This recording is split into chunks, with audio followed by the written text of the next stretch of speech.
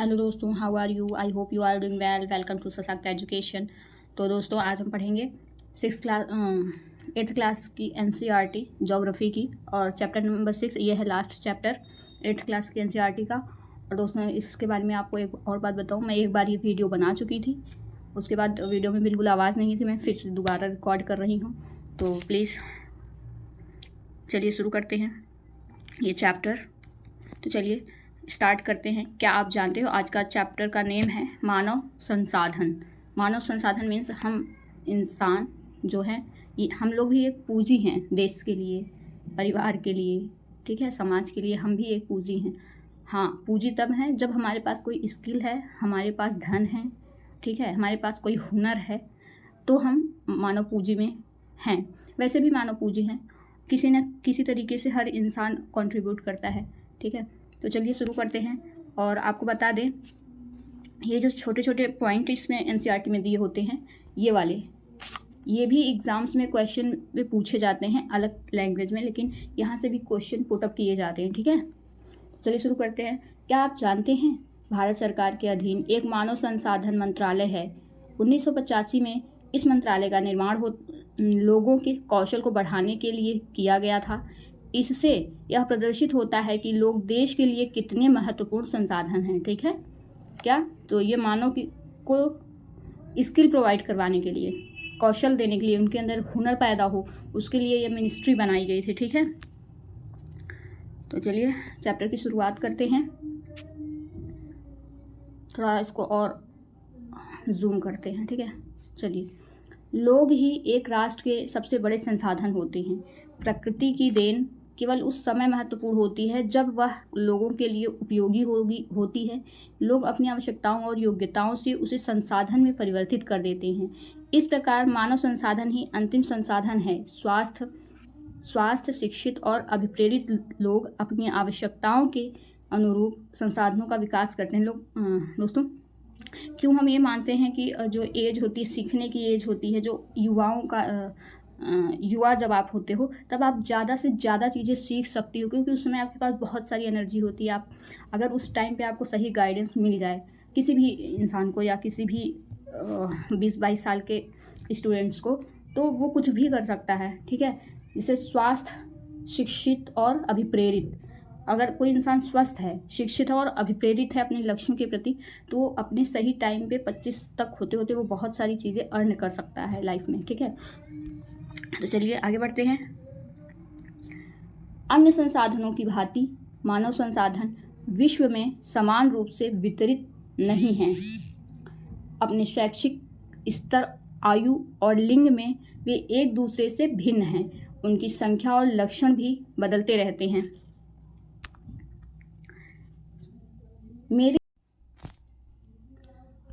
ये लोग आपस में वार्तालाप कर रहे हैं, ठीक है।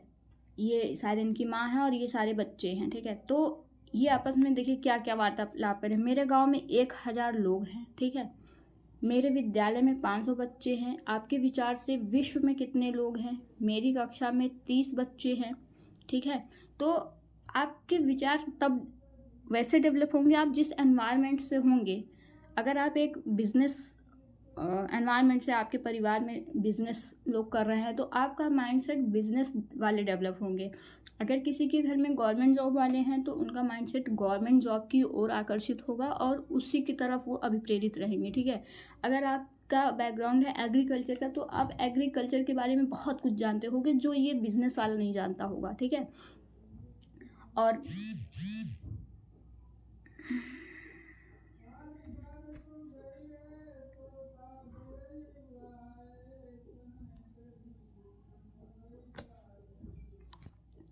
मेरी कक्षा में तो आगे देखते हैं। विश्व में 6.6 अरब लोग हैं। 1 अरब में कितने शून्य होते हैं? इस संख्या को आप कैसे लिखेंगे, ठीक है। तो ये जो आपकी सोच डेवलप होती है वो एनवायरनमेंट के अकॉर्डिंग होती है, और जो आपकी पेरेंटिंग होती है, आपके मदर फादर जिस बैकग्राउंड से हैं उसके थ्रू भी आपको चीज़ें, आप जेनेटिकली उसको आपके अंदर होती हैं चीज़ें, ठीक है। तो आगे बढ़ते हैं। देखिए क्या है, विश्व में प्रत्येक 100 लोगों में, देखिए ये कॉन्टिनेंट को शो कर रहा है। एशिया में कितने लोग रहते हैं, सबसे ज़्यादा एशिया, सबसे बड़ा कॉन्टिनेंट एशिया है, तो एशिया में ज़्यादा लोग रहते हैं। उसके बाद यूरोप में, अफ्रीका में, उसके बाद मध्य व दक्षिण अमेरिका में रहते हैं, उत्तर में रहते हैं, ओशनिया में रहते हैं। ओशनिया में सबसे कम लोग रहते हैं। ठीक है, तो आगे देखते हैं जनसंख्या वितरण। जनसंख्या का वितरण पृष्ठभूमि पर जिस प्रकार लोग फैले हैं उसे जनसंख्या वितरण का प्रतिरूप कहते हैं। विश्व की जनसंख्या का 90% से अधिक भाग पृष्ठभूमि के लगभग 30% भाग पर निवास करता है। लगभग भूपृष्ठ के लगभग 30% भाग में निवास करता है। विश्व में जनसंख्या का वितरण अत्यंत असमान है। ठीक है, विश्व में जो जनसंख्या का वितरण है वो असमान है। कुछ क्षेत्र बहुत घने बसे हैं और कुछ विरल क्षेत्र हैं। ठीक है, जैसे मरुस्थलीय क्षेत्र होता है, वहाँ पे ज़्यादा बसाव नहीं होता, वहीं लोग वहाँ बसते हैं जहाँ पे मानव आवश्यकताओं की पूर्ति हेतु संसाधन उपलब्ध होते हैं। ठीक है, आगे बढ़ते हैं। हर जगह असमानता दिखाई देगी, हर तरह के लोग होते हैं। जैसे यूरोपियंस को आपने देखा होगा तो वो बहुत ज़्यादा अधिक गोरे होते हैं, वहाँ पे अत्यधिक ठंड होती है।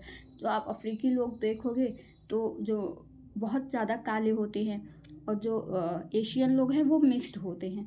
तो हर जगह के मानव संसाधन की जो है विविधताएं देखने को मिलती हैं। ठीक है, दक्षिण और दक्षिण पूर्वी एशिया, यूरोप और उत्तर अमेरिका घने बसे क्षेत्र हैं। ठीक है, कौन से? दक्षिण पूर्वी एशिया, यूरोप और उत्तर पूर्वी अमेरिका घने बसे क्षेत्र हैं।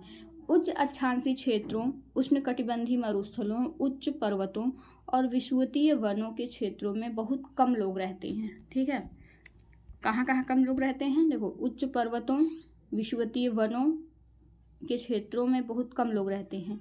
उष्णकटिबंधीय, अक्षांशीय, उच्च अक्षांशीय, क्योंकि यहाँ पे मानव संसाधनों की आवश्यकताओं की पूर्ति हेतु उचित संसाधन उपलब्ध नहीं होते हैं। ठीक है, आगे बढ़ते हैं। क्योंकि वो भूमि उपजाऊ नहीं होती है और वहाँ पे जैसे जल की अच्छी व्यवस्था नहीं होती, स्कूल कॉलेजेस नहीं होते हैं, तो इसलिए ये मानव संसाधन की आवश्यकताओं की पूर्ति उस जगह पे नहीं होती, इसलिए वहाँ पर मानव का बसाव कम होता है।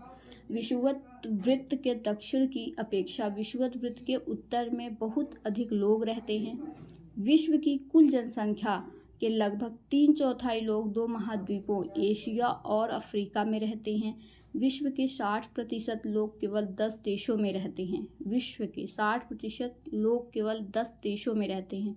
इन सभी देशों में 10 करोड़ से अधिक लोग रहते हैं। चलिए आगे बढ़ते हैं।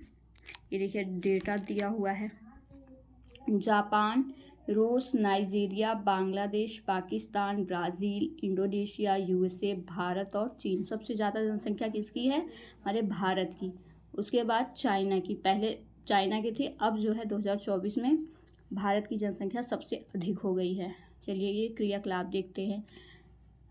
6.1 का अध्ययन कीजिए और खोजिए विश्व की कुल जनसंख्या में से किस महाद्वीप में निम्न के अनुसार जनसंख्या है। केवल 5% है, केवल 13% है, केवल 1% है, केवल 12% है। सबसे ज़्यादा कहाँ है? तो एशिया में है, उसके बाद है अफ्रीका में, उसके बाद यूरोप में, उसके बाद ओशिनिया में। ठीक है, आगे बढ़ते हैं। ये देखिए क्या दिया हुआ है। विश्व की घनी आबादी वाले देश। विश्व के रूपरेखा मानचित्र पर इन देशों को चिन्हित करें।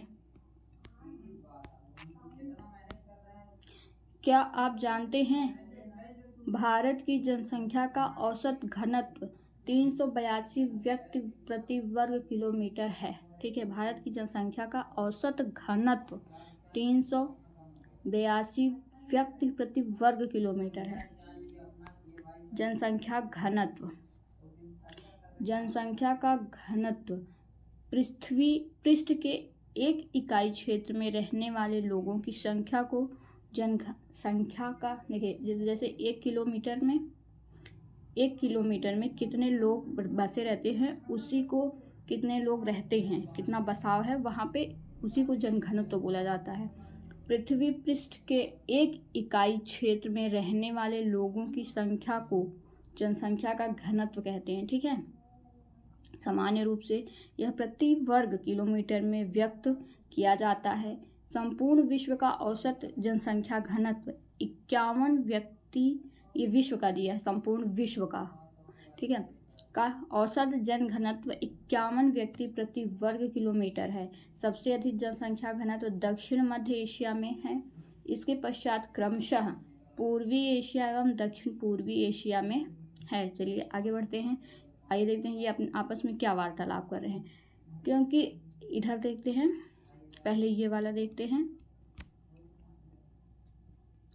जब कक्षा के पूरे 30 विद्यार्थी उपस्थित होते हैं तब हमारी कक्षा बहुत भरी हुई दिखती है, लेकिन जब यही विद्यार्थी स्कूल के सभा भवन में बैठते हैं तब वह कक्ष खुला और खाली दिखाई पड़ता है। ठीक है, तो ये क्या इन्होंने जवाब दिया, क्योंकि सभा भवन का आकार या क्षेत्र कक्षा से बड़ा होता है, लेकिन जब स्कूल के सभी विद्यार्थी सभा भवन में आ जाते हैं तब सभा भवन भी भरा हुआ दिखने लगता है। आगे बढ़ते हैं। क्रियाकलाप क्या है, देखें एवं पता लगाएं कि इनमें से कितने देश एशिया में हैं। संसार के मानचित्र पर उन्हें विभिन्न रंगों से चिन्हित करें। आगे बढ़ते हैं। जनसंख्या वितरण को प्रभावित करने वाले कारक, भौगोलिक कारक, जनसंख्या को वितरण को प्रभावित करने वाले कौन कौन से कारक हैं। भौगोलिक कारक, स्थलाकृति, लोग सदैव पर्वतों पठारों की तुलना में मैदानी भागों में ही रहना पसंद करते हैं, क्योंकि ये क्षेत्र खेती, विनिर्माण, सेवा क्रियाओं के लिए उपयुक्त होते हैं। ठीक है, जहाँ पे मानव संसाधन की आवश्यकताओं की पूर्ति होती है वहाँ पे मानवों का बसाव अधिक होता है। जैसे जहाँ पे नदियाँ होंगी वहाँ पे मानव बसाव अधिक होगा, नदियों के आसपास जो है बसाव अधिक होता है, क्योंकि वहाँ पे उपजाऊ भूमि होती है, विनिर्माण के साधन होते हैं, वहाँ पे कृषि की जा सकती है, पशुपालन किया जा सकता है, घर बनाए जा सकते हैं, इसलिए वहाँ पे मानव का बसाव अधिक होगा। गंगा के मैदान विश्व के सबसे अधिक घने बसे क्षेत्र हैं, जबकि एंडीज, आल्प्स और हिमालय जैसे पर्वत विरल बसे हुए हैं, क्योंकि वहाँ पे मानव संसाधन की आवश्यकताओं की पूर्ति नहीं हो पाती, न तो वहाँ पे स्कूल कॉलेज होते हैं अच्छे। ठीक है, और वहाँ पे जैसे खाने के लिए भी जो चीज़ें होती हैं, अनाज वगैरह अन्य राज्यों से खरीदा जाता है। ठीक है, आगे बढ़ते हैं। जलवायु, लोग सामान्य रूप से चरम जलवायु जो अत्यधिक गर्म अथवा अत्यधिक ठंडी, जैसे सहारा मरुस्थल, रूस के ध्रुवीय प्रदेश, कनाडा और अंटार्कटिका में रहने से बचते हैं। ठीक है, जो बहुत ज़्यादा ठंड, देखो जो मौसम होता है ना, अगर बैलेंस है वहाँ पे, जैसे अपने इंडिया को बहुत लोग भाग्यशाली मानते हैं कि हम इंडिया में पैदा हुए, क्योंकि यहाँ पे सारी जलवायु पाई जाती है, ठंडी हो, बर्फ़ हो, या फिर बहुत ज़्यादा ना तो गर्मी है ना तो बहुत ज़्यादा ठंडी, कुछ समय समय पे यहाँ की ऋतुएं परिवर्तित होती रहती हैं। तो चलिए आगे बढ़ते हैं। मृदा, उपजाऊ मृदाएं कृषि के लिए उपयुक्त भूमि प्रदान करती हैं। भारत में गंगा और ब्रह्मपुत्र, चीन में वांगहो, जियांग तथा मिस्र में नील नदी के उपजाऊ मैदान घने बसे हैं। जहाँ भी जल की व्यवस्था अच्छी होगी वहाँ पे बसाव मानव का अधिक होगा। ठीक है, देख लीजिए आप, जहाँ पे नदियाँ हैं वहाँ पे मानव का बसाव अधिक है, क्योंकि वहाँ पे उपजाऊ मृदा होती है, तो वहाँ पे कृषि अधिक अच्छी होती है, जीविकोपार्जन के लिए वो कृषि कर सकते हैं, पशुपालन कर सकते हैं, इसलिए वहाँ पे लोग मैदानी क्षेत्रों में अधिक रहना पसंद करते हैं। जल, लोग उन क्षेत्रों में रहने को प्राथमिकता देते हैं जहां अलवणीय जल आसानी से उपलब्ध हो, पीने के लिए पानी शुद्ध रूप से प्राप्त होता है, वहां भी लोगों का बसाव अधिक होता है। विश्व की नदी घाटियां घने बसे क्षेत्र हैं। ठीक है, विश्व का कोई भी देश हो जहाँ पे नदियाँ हैं और शुद्ध जल उपलब्ध है वहाँ पे मानव बसाव अधिक होना ही है। मरुस्थल विरल जनसंख्या वाले हैं। ठीक है, विश्व की नदी घाटियाँ बने बसे क्षेत्र हैं, जबकि मरुस्थल विरल जनसंख्या वाले हैं। आगे बढ़ते हैं। खनिज, खनिज निक्षेपों वाले क्षेत्र अधिक बसे हुए हैं। दक्षिणी अफ्रीका जैसे जहाँ पे ज़्यादा अधिक खनिज पाए जाते हैं वहाँ भी बहुत ज़्यादा रोजगार सृजन होता है, इसलिए वहाँ भी मानव का बसाव अधिक होता है। खनिज निक्षेपों वाले क्षेत्र अधिक बसे हुए होते हैं। दक्षिणी अफ्रीका की हीरे की खानें और मध्य पूर्व में तेल की खोज ने, देखिए मध्य पूर्व जहाँ पे जैसे मिडिल ईस्ट कंट्रीज़ हैं, सऊदी अरेबिया हो गया, यूएई हो गया, कतर हो गया, ओमान हो गया, बहरीन हो गया और इराक, सीरिया, यहाँ पे तेल के कुएँ पाए जाते हैं ऐसा बोला जाता है। तो यहाँ पे भी लोगों का बसाव अधिक है क्योंकि वहाँ पे खनिज पदार्थ हैं जो कि जिसको वो बेच के पैसा कमाते हैं, ठीक है। ये वहाँ के मैक्सिमम लोगों का बिजनेस होता है ये, लेकिन अब चीज़ें बदल रही हैं, वो भी थोड़ा थोड़ा अन्य उद्योगों पर ट्रांसफ़र हो रहे हैं, अन्य उद्योगों को महत्व दे रहे हैं क्योंकि उनको पता है ये कुछ दिनों में ख़त्म होने वाला है। ये ऐसे संसाधन हैं जो कुछ दिनों में ख़त्म हो जाएंगे, जैसे सोना है, चांदी है, हीरा है, मोती है, तेल है, ये कुछ दिनों के मेहमान हैं, ये हमेशा के लिए नहीं रहने वाले हैं। इसलिए अन्य जैसे अभी सोलर एनर्जी पे ज़्यादा बल दिया जा रहा है, इसी वजह से कि कोयला एक दिन ख़त्म हो जाएगा, तेल एक दिन ख़त्म हो जाएगा, पेट्रोल एक दिन ख़त्म हो जाएगा, लेकिन ये जो सोलर ऊर्जा है ये कभी ख़त्म नहीं हो सकती। इसलिए अब ये जैसे ये सऊदी अरेबिया जैसे मिडिल ईस्ट कंट्रीज़ हैं, ये अन्य उद्योगों पर भी जैसे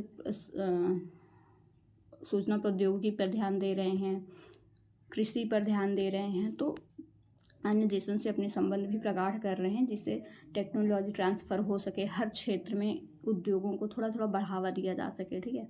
आगे बढ़ते हैं। जीवन प्रत्याशा, आइए जानते हैं जीवन प्रत्याशा। यहाँ से दोस्तों ये क्वेश्चन बनते हैं, यहाँ से क्वेश्चन पुटअप किए जाते हैं, ठीक है। तो चलिए देखते हैं। जीवन प्रत्याशा यह उन वर्षों की संख्या है जिसमें औसत व्यक्ति के जीवित रहने की आशा की जाती है। जैसे वर्तमान की जीवन प्रत्याशा अभी हाल ही में रिपोर्ट आई है 2022 की, इसमें जीवन प्रत्याशा 67.7 ईयर दी गई है कि मानव इतना ही जिएगा। जैसे पहले के लोग 100 साल जीते थे, 101 साल जीते थे, ठीक है। लेकिन अब जो आने वाली जनरेशन है जेड जी जिसमें 67.7 ईयर ही लोग जिएंगे, उसके बाद का नहीं पता, लेकिन रेयर कुछ भी हो सकता है। यदि आपके पास इसको किसी पैसे से तुलना नहीं की जा सकती है, बट ये एवरेज बताया गया है कि 67.7, कोई एक 100% भी चीज़ें सही नहीं हो सकती हैं, लेकिन ये एवरेज चीज़ें बताई गई हैं। रिपोर्ट में कहा गया 67 लाइफ एक्सपेक्टेंसी हो सकती है, जीवन प्रत्याशा, ठीक है। चलिए आगे बढ़ते हैं।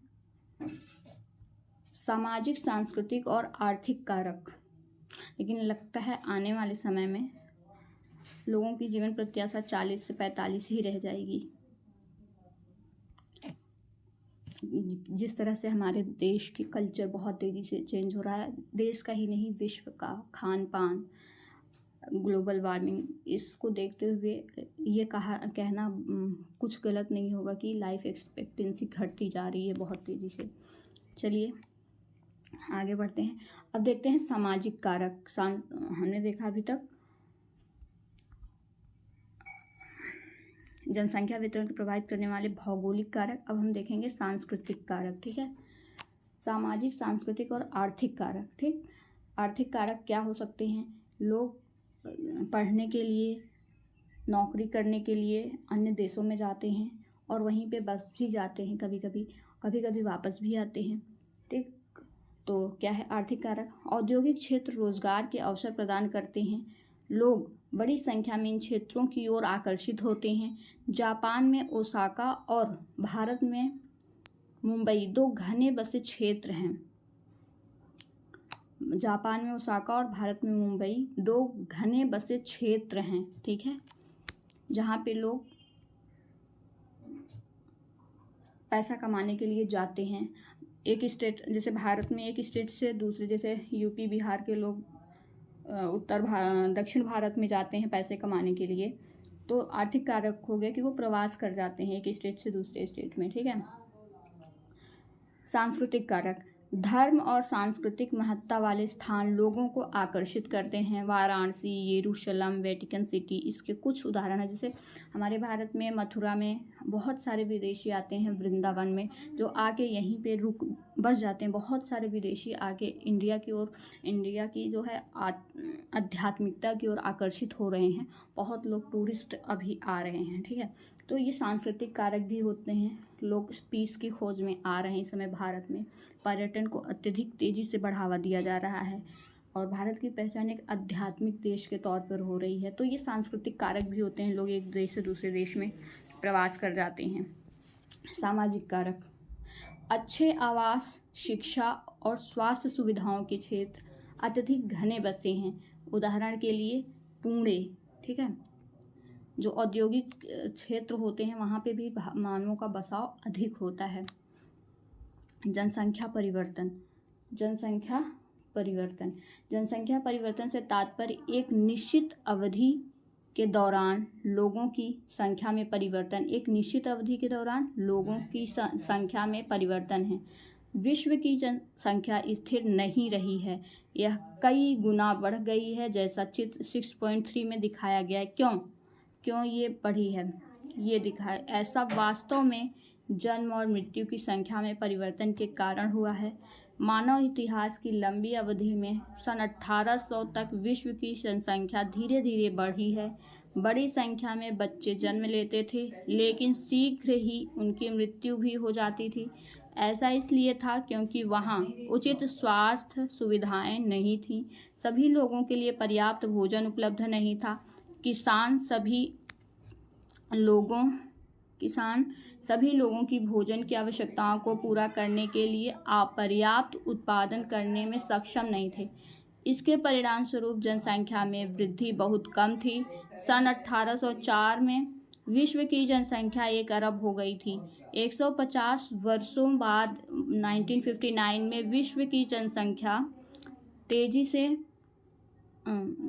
जनसंख्या 3 अरब पहुंच गई। 1959 में विश्व की जनसंख्या 3 अरब पहुंच गई। इसे प्रायः जनसंख्या विस्फोट कहते हैं, ठीक है। 1999 में 30 वर्ष की अवधि से कम जनसंख्या 1999 में 30 वर्ष की अवधि से कम में जनसंख्या दुगनी 6 अरब हो गई। इस वृद्धि का मुख्य कारण खाद्य आपूर्ति एवं औषधियों के कारण मृत्यु दर कम होना है, जबकि जन्म दर अभी भी बहुत अधिक रही है। आगे बढ़ते हैं।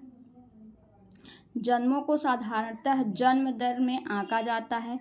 जन्म दर अर्थात प्रति 1000 व्यक्तियों पर जीवित जन्मों की संख्या में मापा जाता है।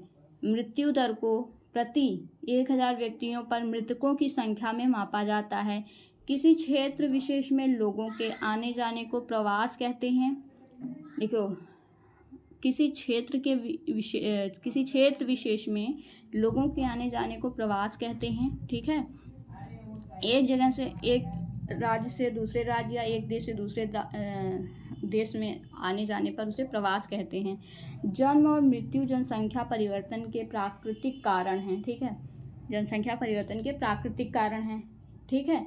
एक तो अगर जितने पैदा हो रहे हैं उतने ही मर रहे हैं, तो ये जनसंख्या परिवर्तन ये संतुलन बना रहता है। अगर जन्म दर अधिक है, मृत्यु दर कम है, तो जनसंख्या बहुत तीव्र गति से बढ़ेगी।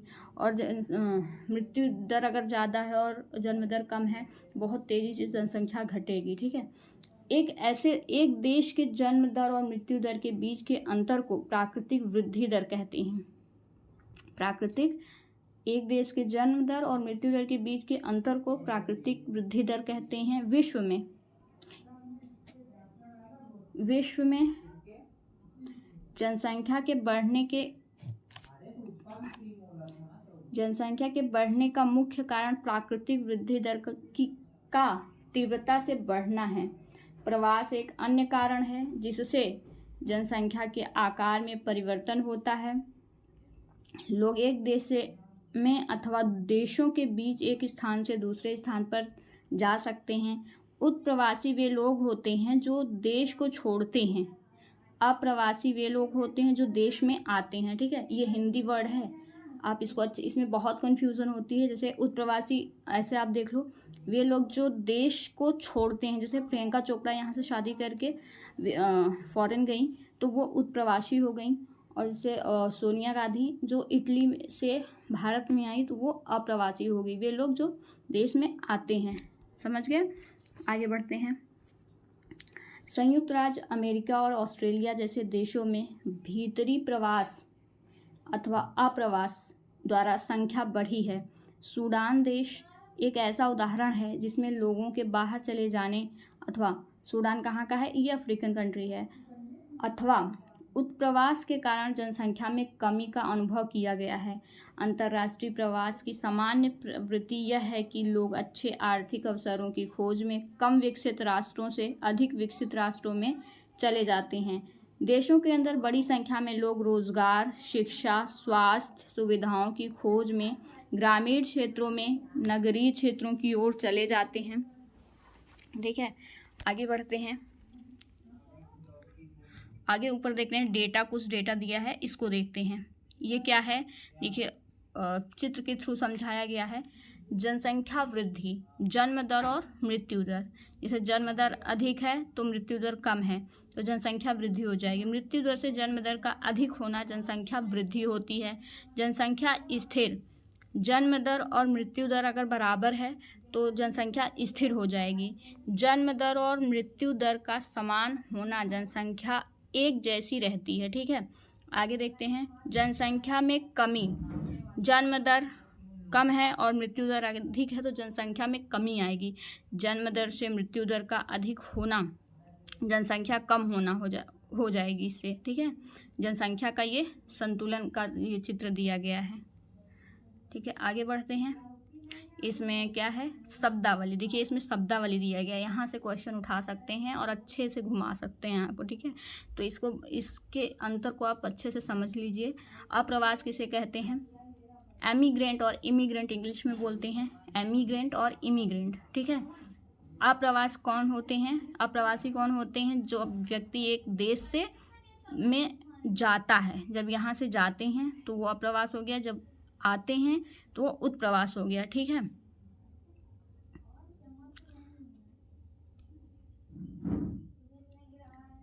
आगे बढ़ते हैं। जनसंख्या परिवर्तन के प्रतिरूप, जनसंख्या परिवर्तन के प्रतिरूप। जनसंख्या वृद्धि की दर विश्व में अलग अलग है। जनसंख्या वृद्धि विश्व में अलग अलग है। यद्यपि विश्व की कुल जनसंख्या तीव्रता से बढ़ रही है, तथापि सभी देशों में यह वृद्धि अनुभव नहीं की जा रही है। कुछ देशों में जैसे केन्या में जनसंख्या वृद्धि दर ऊंची है। उन देशों में जन्म दर और मृत्यु दर दोनों ही उच्च है। ठीक है, हाल ये केन्या जो है ये अफ्रीकन कंट्री है। ठीक है, जनसंख्या वृद्धि दर ऊंची है, उन देशों में जन्म दर और मृत्यु दर दोनों ही उच्च हैं। हाल ही में स्वास्थ्य सेवाओं में सुधार के साथ मृत्यु दर कम हो गई है, परंतु जन्म दर अभी भी अधिक है, जिससे वृद्धि दर बढ़ रही है। अन्य देशों में जैसे यूनाइटेड किंगडम में निम्न जन्म दर और मृत्यु दर के कारण जनसंख्या वृद्धि की दर मंद है। कहाँ, यूनाइटेड किंगडम, यूके में निम्न जन्म दर है और मृत्यु दर के कारण जनसंख्या वृद्धि की दर मंद है। ठीक है, वहाँ पे बहुत कम जनसंख्या बढ़ रही है। ये देखिए वैश्विक स्तर पे मानचित्र दिया है, जनसंख्या वृद्धि की अलग अलग दरें दिया है। ठीक है, अति उच्च जनसंख्या दिखाया गया है, कहाँ पे सबसे बहुत अधिक जनसंख्या है, कहाँ पे उच्च है, कहाँ पे आदर्श है, कहाँ पे निम्न जनसंख्या है, कहाँ पे कम है, कहाँ पे हाश है। ये देखिए चित्र में, देखिए सबसे अधिक कहाँ पे है जनसंख्या वृद्धि दर, अफ्रीकन कंट्री में। और इसका एक रीज़न आप ये भी देख सकते हैं, क्योंकि यहाँ पे कम पढ़े लिखे लोग हैं, क्योंकि यहाँ पे मानव संसाधन बहुत अधिक नहीं है। यहाँ के जैसे यहाँ पे देश था सूडान और केन्या के लोग यहाँ से प्रवास कर गए हैं। ठीक है, अन्य देशों में शिक्षा और रोज़गार के लिए। तो यहाँ पे देखिए जनसंख्या, जहाँ पे शिक्षा की कमी होगी वहाँ पे जनसंख्या अधिक होगी।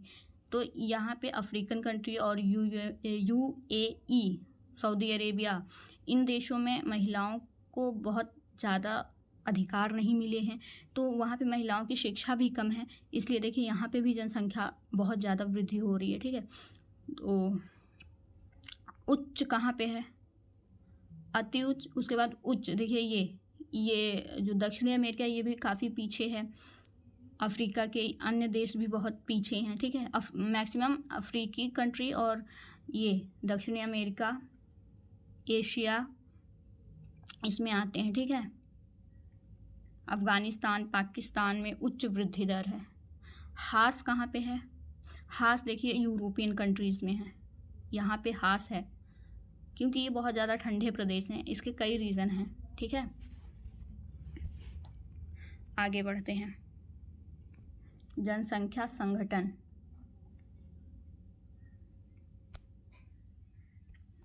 जनसंख्या संगठन किसी देश की जनसंख्या कितनी भी अधिक हो, उसका उस देश के आर्थिक विकास के स्तर में से कुछ अंतर नहीं पड़ता। जनसंख्या कितनी भी अधिक हो, उसका उस देश के आर्थिक विकास के स्तर से कुछ अंतर नहीं पड़ता है।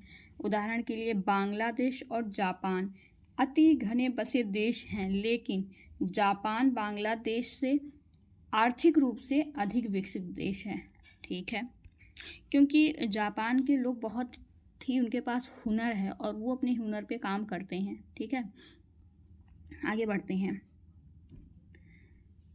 और वहाँ जापान के जो बच्चे हैं, छोटे छोटे बच्चों को भी बहुत ज़्यादा प्रैक्टिस करवा दी जाती है। वो उनको कोई ना कोई हुनर दिया जाता है बहुत ही कम एज में।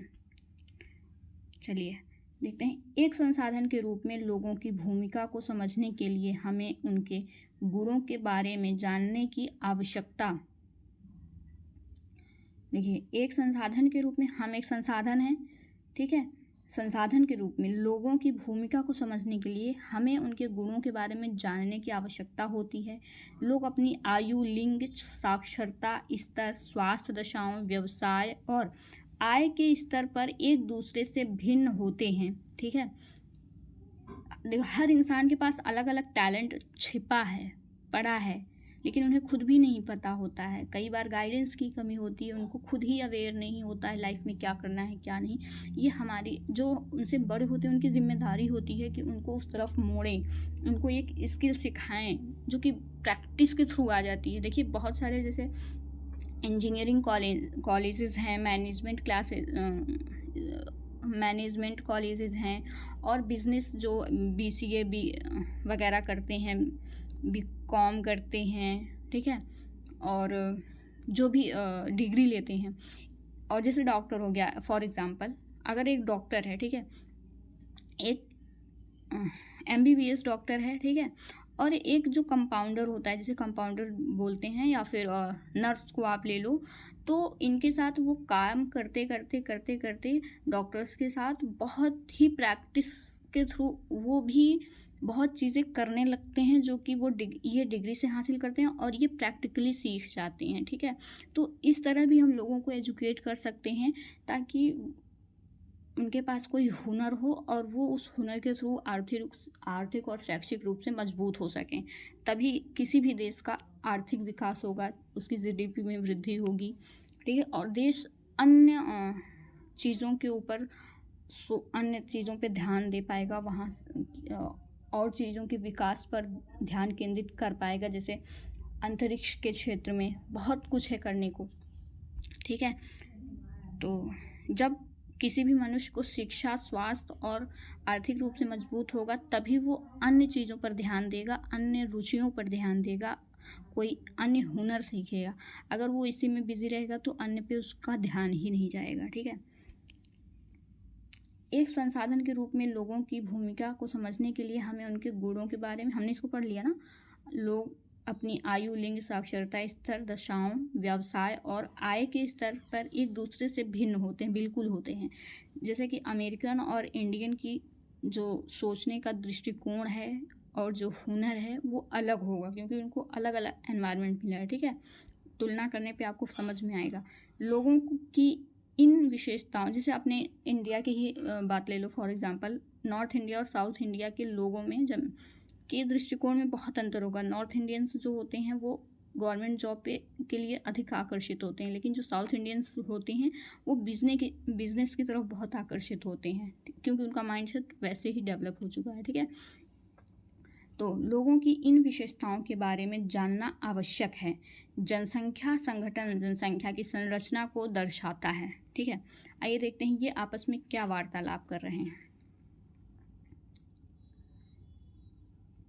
देखिए, जैसे हम नॉर्थ इंडियंस हैं या साउथ इंडियंस हैं, हमारे देश में जो है हिंदी को सर्वोपरि रखा जाता है, इंटरनेशनल लैंग्वेज का दर्जा दिया जा रहा है अभी तो, और साउथ इंडियंस को कहा जाता है कि आप हिंदी सीखो। उसी तरह हम लैंग्वेज को भी एक रोज़गार की तरह दे सकते हैं। जो साउथ इंडियंस हैं वो नॉर्थ इंडियन को अपनी लैंग्वेज सिखा सकते हैं, इससे रोज़गार भी सृजन होगा। ठीक है, और जो नॉर्थ इंडियंस हैं वो साउथ इंडियंस को हिंदी सिखा सकते हैं, ये भी एक रोज़गार सृजन का साधन है। तो जिसकी रुचि हो वो इसमें रोज़गार खोज सकता है। ठीक है, ये भी एक हुनर ही है। हमारे देश में 22 लैंग्वेजेस हैं, जिसको सबको नहीं आती हैं। लोगों को एक लैंग्वेज सीखने में, अभी आपको बताऊं, हम लोग एक लैंग्वेज नई नहीं सीख पाते हैं, डरते हैं, यार मुझे नहीं आता, हमें इंग्लिश नहीं आती, हमें हिंदी नहीं आती। लेकिन अभी आपको आश्चर्य होगा, हमारे एक ज्ञानपीठ पुरस्कार दिया गया है जगत गुरु रामभद्राचार्य जी को, जिनको 10 से 12 लैंग्वेजेस आती हैं। उन्होंने उनमें किताबें लिख दी हैं। तो आप सोच सकते हो, और इंसान अगर सोच लेना तो कुछ भी कर सकता है, विल पावर होनी चाहिए। तो आइए देखते हैं ये आपस में क्या वार्तालाप कर रहे हैं। देखिए, ये अपने हुनर के बारे में बातें कर रहे हैं। ठीक है, किसके पास कौन सी हुनर है। देखिए, ये बता रहे हैं मैं सेतु बनाता हूँ, ये पुल बनाते हैं, मैं घर की देखभाल करती हूँ। इनके पास भी बहुत हुनर है, ये घर के कामों को देखना, मैनेज करना बहुत बड़ा हुनर होता है, सबके बस की बात नहीं होती। मैं किसान हूँ, ये किसान है, ये अन्नदाता हैं, पूरे समझ लो सभी के पास जो अन्न आते हैं इन्हीं की वजह से आते हैं। मैं कैंसर उपचार की औषधियों के लिए शोध कर रही हूँ। ये तो डॉक्टर को कह देना भगवान माना जाता है। ठीक, ये डॉक्टर हैं। मैं विवाह समारोह में गाता हूँ, ये सिंगर हैं, इनके पास सिंगिंग का हुनर है। मैं अपने पोते पोतियों को कहानी सुनाती हूँ, इनकी भी बहुत बड़ी भूमिका होती है। ये कहानियाँ सुनाना सबके पास की बात नहीं होती, और सबके पास टैलेंट नहीं होता, सबके पास समय भी नहीं होता, क्योंकि ये बुज़ुर्ग हो चुके होते हैं। इनको कंपनी देने के लिए बच्चे अगर इनके पास होते हैं तो ये उनसे कनेक्ट होने के लिए उनको कहानियाँ सुनाते हैं, और इससे क्या होता है, एक नानी होती हैं, जो दादी होती हैं, वो बच्चों से कनेक्ट भी कर सकती हैं, बच्चे उनके पास अच्छा महसूस करते हैं। ठीक है, चलिए देखते हैं। सोचे, प्रत्येक व्यक्ति समाज के लिए एक संभाव्य संसाधन है। मानव संसाधन के रूप में आपका योगदान क्या होगा। मानव संसाधन के रूप में मैं अपना बताऊं तो मैं as a teacher, as a environment lover, I am save environment. अपने लेवल पे जितना हो सकता है मैं बहुत कोशिश करती हूँ। मैं कभी भी, आज तक मेरा रिकॉर्ड है, मैं कभी भी बोतल नहीं खरीदी हूँ खुद से, कभी भी नहीं खरीदी हूँ। मैं कहीं भी जाती हूँ अपना बोतल घर से साथ लेके जाती हूँ, और अपना साथ एक बैग ले जाती हूँ। अगर मेरे को कुछ खरीद के रखना है तो मैं उसमें रखती हूँ, कभी पॉलीथीन नहीं मांगती हूँ। अगर सामने वाला देता भी तो मैं लेके उसको पॉलीथीन वापस कर देती हूँ। तो अपने लेवल पे आप सब कर सकते हो। ठीक है, तो चलिए आगे बढ़ते हैं। थोड़ा जूम करते हैं इसको। जनसंख्या संगठन हमारी यह जानने में सहायता करता है कि कितने पुरुष हैं और कितनी स्त्रियां हैं, वे किस आयु वर्ग के हैं, कितने शिक्षित हैं, और वे किस प्रकार के व्यवसाय में लगे हैं, उनकी आय का क्या स्तर है, और स्वास्थ्य दशाएं कैसी हैं। एक देश की जनसंख्या संगठन का अध्ययन करने की रुचिकर विधि जनसंख्या पिरामिड है, जिसे आयु लिंग पिरामिड भी कहते हैं। एक जनसंख्या पिरामिड दर्शाता है कुल जनसंख्या विभिन्न आयु वर्गों में विभाजित है। उदाहरण के लिए 5 से 9 वर्ष, 10 से 14 वर्ष। ठीक है, आगे बढ़ते हैं। कुल जनसंख्या का प्रतिशत इन वर्गों में से प्रत्येक वर्ग में पुरुष और स्त्रियां उपविभाजित हैं। जनसंख्या पिरामिड का आकार उस विशिष्ट देश के में रहने वाले लोगों की कहानी बताता है। बच्चों की संख्या 15 वर्ष से निचले भाग।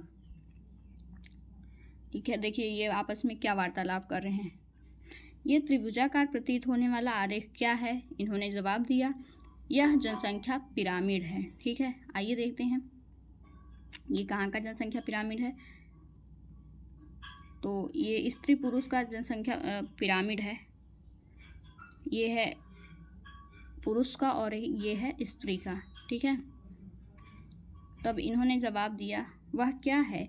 ये देश में पुरुष और स्त्री की वर्तमान जनसंख्या को उनके आयु वर्ग में दर्शाया जाता है। ठीक है, आगे बढ़ते हैं। अब देखिए कहाँ का पिरामिड दिया है। तो ये दिया है केन्या का पिरामिड, पुरुष और स्त्री दोनों का। ठीक है, आइए इसको पढ़ते हैं। में दिखाई गई और यह जन्म के स्तर को दर्शाती है। जन्म के स्तर को दर्शाती है। ऊपर का आकार किसको दर्शा रही है? ये जन्म के स्तर को दर्शाती है। ऊपर का आकार वृद्ध लोगों 65 वर्ष से अधिक की जनसंख्या दर्शाता है और मृतकों की संख्या को दर्शाता है। ठीक है, जनसंख्या पिरामिड एक देश में आश्रित लोगों की संख्या भी बताता है। युवा आश्रित 15 वर्ष से कम आयु के और वृद्ध आश्रित लोग 65 वर्ष से अधिक आयु के आश्रित आयु जनसंख्या के अंतर्गत आते हैं। मतलब जो बच्चे होते हैं और जो 15 साल के होते हैं और जो 65 साल के, ये जनसंख्या संसाधन के रूप में नहीं होते हैं। मतलब कहा जाता है कि जो 15 वर्ष वाले बच्चे होते हैं वो माँ बाप पे डिपेंडेंट होते हैं और जो 65 वाले होते हैं वो अपने बच्चों पे डिपेंडेंट होते हैं। ये देखिए इनडायरेक्टली तो सबका योगदान होता ही है कहीं ना कहीं, क्योंकि देखो आपके घर में अगर बुजुर्ग हैं और बच्चे हैं तो एक होता है ना, परिवार का माहौल बहुत ही खुशनुमा होता है। कुछ बहुत ज़्यादा भयानक होता है तो ये संभाल लेते हैं, और बहुत ज़्यादा वैसे निगेटिव माहौल होता है तो बच्चे जो हैं अपने ही हाव भाव से चीज़ों को एकदम नॉर्मल कर देते हैं। कुछ टाइम के लिए आपको चीज़ें भूलने पे मजबूर कर देते हैं। डायरेक्टली तो कुछ भी नहीं है, लेकिन इनडायरेक्टली बहुत कुछ है। ठीक है, और आप खुश रहोगे तो आप अच्छे से काम कर पाओगे। ठीक है, चीज़ों पर फोकस कर पाओगे। तो इसलिए इनको डिपेंडेंट कहा जाता है कि ये मानव संसाधन में नहीं आते हैं। जनसंख्या पिरामिड एक देश के आश्रित लोगों की संख्या भी बताता है। ये आश्रित होते हैं माँ बाप पे, और वृद्ध जो होते हैं वो अपने बच्चों पे। आश्रित आयु जनसंख्या के अंतर्गत आते हैं कार्यरत आयु वर्ग जो होते हैं 15 से 65 के लोगों को आर्थिक रूप से सक्रिय वर्ग में रखा गया है। ठीक है, ये काम करते हैं जो 15 से 65 वाले होते हैं, इनको संसाधन के रूप में देखा जाता है। एक देश का जनसंख्या पिरामिड जिसमें जन्म दर और मृत्यु दर दोनों ही ऊंचे हैं, आधार पर चौड़ा है। देखिए इसमें क्या है, एक देश का जनसंख्या पिरामिड जिसमें जन्म दर और मृत्यु दर दोनों ही ऊंचे हैं, आधार पर चौड़ा और ऊपर तीव्रता से संकरा हो जाता है। ऐसा इसलिए है कि बहुत से बच्चे जन्म लेते हैं लेकिन उनमें से अधिकतर की मृत्यु शैशव काल में ही हो जाती है और कुछ ही बड़े हो पाते हैं, इसलिए वहाँ वृद्ध लोग बहुत कम हैं।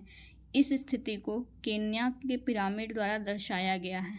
ये देखिए, ये भारत का है और ये केन्या का पिरामिड है। यहाँ पे बुजुर्ग जनसंख्या है, ये ज़्यादा बुजुर्ग नहीं हो पाते हैं क्योंकि बहुत ही जल्दी बच्चों की मृत्यु हो जाती है शैशव अवस्था में ही। ठीक है, आगे बढ़ते हैं। भारत का पिरामिड आप देख लीजिए, ये है और इसके बारे में क्या दिया है।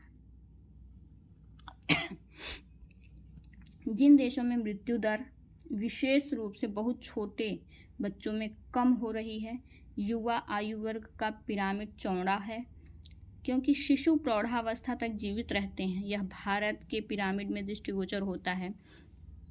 इस प्रकार की जनसंख्या में युवा सापेक्षतः अधिक हैं। इसका अर्थ मजबूत और वर्धमान बढ़ती हुई श्रम शक्ति है।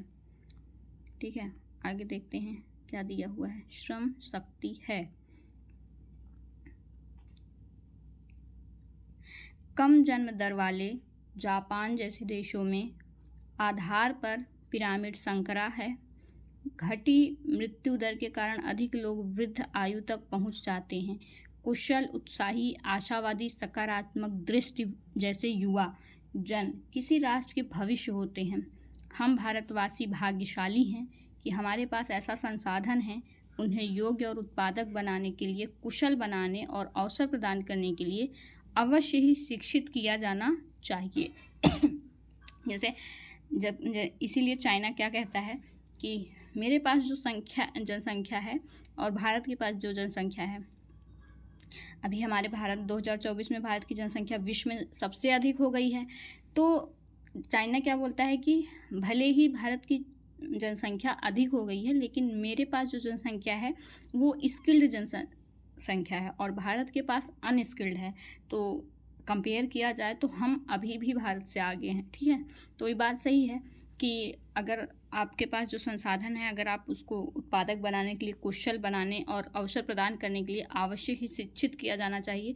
तो हमारे देश के युवाओं को रोजगार सृजन हेतु कौशल अगर उपलब्ध कराया जाएगा तो हमारे देश की भी जनसंख्या जो है बहुत ही जल्दी स्किलफुल हो जाएगी और रोजगार सृजन के खुद से रोजगार सृजन करेगी, ना कि रोजगार मांगेगी। ठीक है, बस हुनर की आवश्यकता है। ये है जापान का पिरामिड। जापान में क्या है, लोग बूढ़े होते जा रहे हैं। ठीक है, बूढ़ों की जनसंख्या अधिक होती जा रही है। तो दोस्तों यहाँ पे चैप्टर ख़त्म होता है। ठीक है, इसका एक बार पिरामिड फिर से पढ़िए। कम जनसंख्या दर वाले जैसे जापान देशों के आधार पर पिरामिड संकरा है, जैसे आधार पर पिरामिड संकरा है। ठीक है, घटी मृत्यु दर के कारण अधिक लोग वृद्ध आयु तक पहुंच जाते हैं। ठीक है,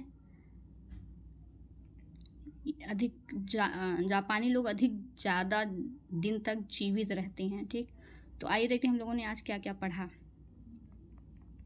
एक बार रिव्यू कर लेते हैं। तो हमने पढ़ा मानव संसाधन के बारे में। ठीक है, मानव संसाधन क्या होता है।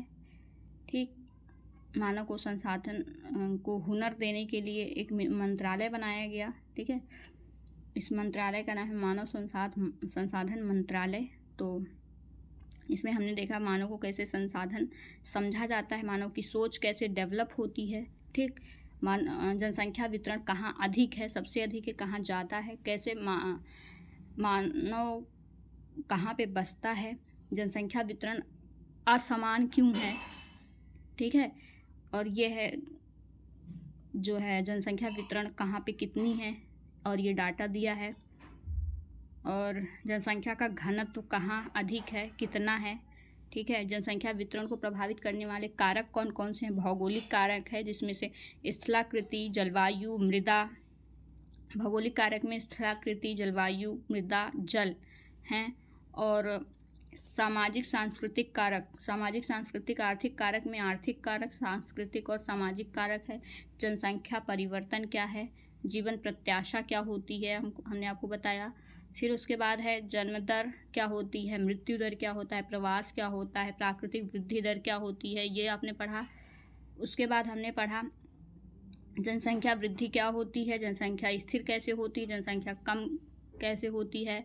फिर हमने देखा अप्रवास क्या होता है, उत्प्रवास क्या होता है।